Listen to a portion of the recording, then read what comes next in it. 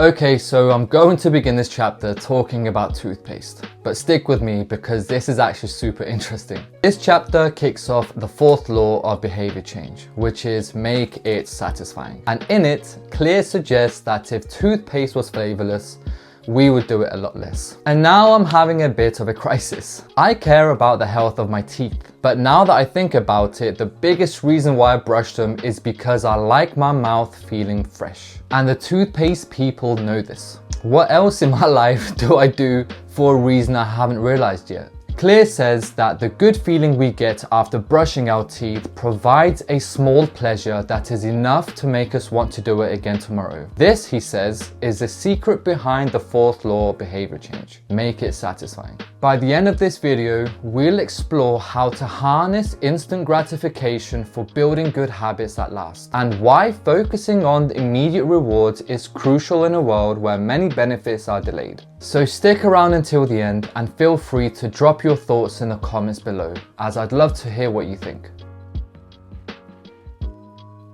Hello everyone, and welcome back to Let's Grow, your go-to place for leveling up your mind and life. Today we're diving into chapter 15 of Atomic Habits by James Clear. We'll cover how immediate satisfaction drives our brain to repeat certain behaviors, why we're wired to prioritize short-term rewards over long-term gains, and how to make your good habits instantly rewarding so they actually stick. Let's start with a basic truth. We tend to repeat behaviors that feel good and avoid those that don't. If something delivers a quick burst of pleasure, like indulging in a tasty treat or laughing at a funny TikTok, we're far more likely to do it again. On the other hand, if a habit feels dull or punishing, like tackling a boring chore or forcing ourselves to exercise, it's much easier to skip it next time. Clear refers to this principle as a cardinal rule of behavior change. What is rewarded is repeated, what is punished is avoided. It's also helpful to remember that the first three laws, make it obvious, make it attractive, and make it easy, help ensure a behavior happens this time, while law 4, make it satisfying, ensures it happens next time. Our brains are wired for instant gratification because our ancestors had to worry about immediate threats like being eaten or not being able to eat, rather than next year's waistline.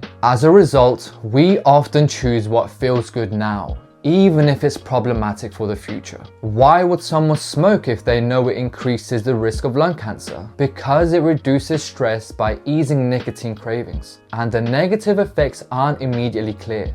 Meanwhile, good habits can feel like a chore today. Working out can be tiring. Saving money can feel restrictive, but they pay off significantly over time. This mismatch explains why we so often abandon our best intentions. The brain prioritizes short-term pleasure over long-term rewards, which is why we need strategies that make good habits feel satisfying straight away. So how do we convince our brains to stick to a good habit when the payoff can take a long time? One strategy is to add a small, immediate reward that makes a habit feel good in the present. For example, we could listen to our favorite music only when we exercise, or mark each successful day on a calendar that's visible to us so we see tangible proof and progress. We could also tie our reward to our identity by reminding ourselves that showing up, even briefly, reinforces who we want to become. It's important though to make sure that our short-term rewards doesn't conflict with our long-term goal, such as rewarding ourselves with ice cream after a workout. Instead, what we can do is set aside some money every time we go to the gym, so after a couple of months we can treat ourselves to something.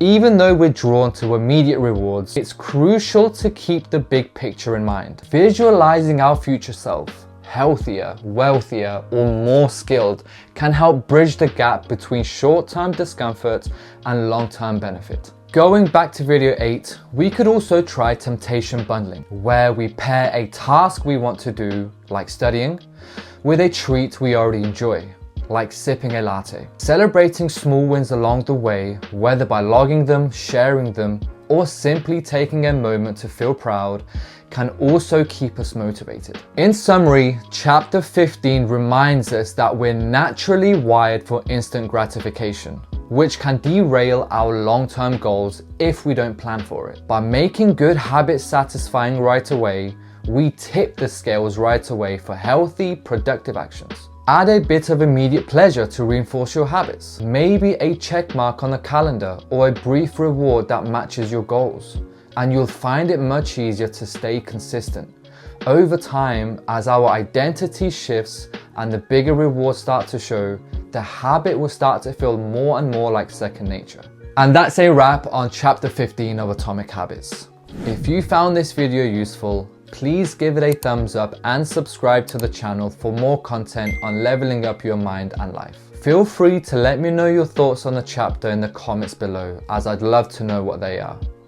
Thanks for watching, and until next time, keep growing.